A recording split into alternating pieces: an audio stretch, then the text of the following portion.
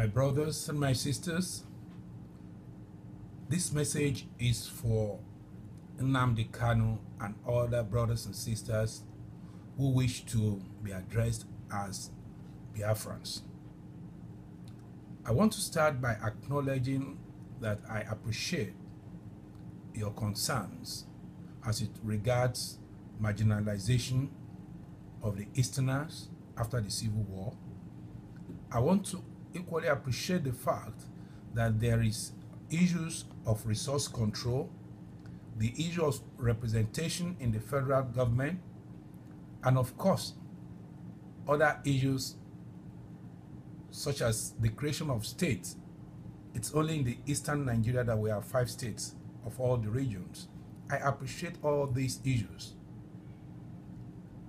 But I'm here to tell you today that the solution to your problem is not in your agitation for a Biafra. The solution to your problem, as I've highlighted, can either be approached in a civilized manner or in a violent manner in which you are adopted. I will want to advise that the agitation for Biafra has a great consequence. I'm sure some of you will say, this is another Yoruba man talking. Yes, I am a Yoruba man, and my cap tells you I am from Ijebu. I want to tell you, a Yoruba man is calculative.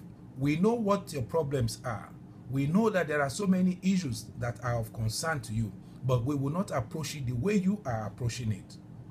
We have the same concern, we have the same worries, but we will never approach it the way you are approaching it. And I can assure you that at the appropriate time, the Yorubas will achieve the same goal like you want to achieve, but we will not spill our blood. We will achieve it. And my advice to you is to accept that the issue of Biafra agitation is not the solution to the Nigerian problem. In every state of the Federation, there is still marginalization in each of our states. There are those we call the majority and the minorities in each of our states. Will that solve the problem in the state? So the solution is not about our current approach. Those agitating for Biafra are just opportunists. These are people who think that by agitation or by getting Biafra, they will be in strategic position to take control of the resources of the land. Nigeria, as a matter of fact, I asked, was not ripe for independence when we got it. That is why this country is still in the position it is. It was just about a few people who believe that they want to get independence, we want independence, believing that they are going to take control and they are going to put... But in the recess of it, we were not matured for independence. So Biafra agitation is a similar thing. You are not ripe, you are not exposed, you are not educated enough, you don't have the structures in place to agitate for independence. At the end of the day, a very few people want to take control of the system and they will bastardize it in the same way.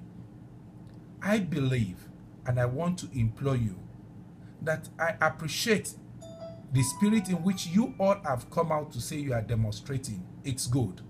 But your agitation should not be, your energy should not be channeled towards that direction. Your energies should be channeled in a more appropriate manner.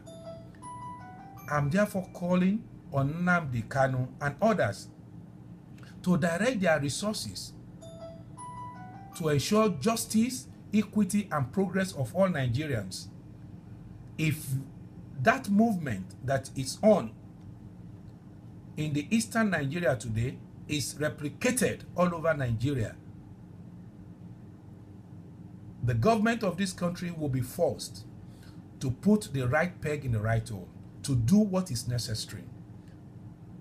There is problem in the land. There is so much of injustice. There is so much of inequality and deprivation.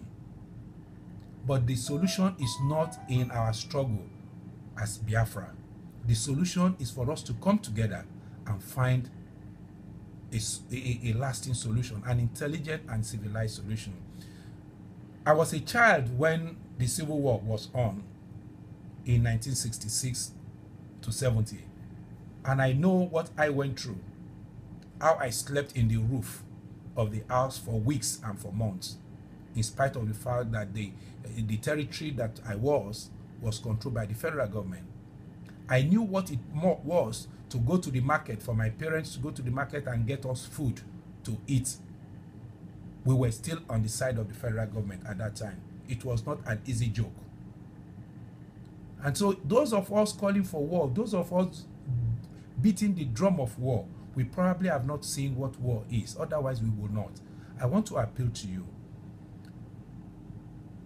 Let us direct our resources and energy towards ensuring justice, equity, and progress of all Nigerians.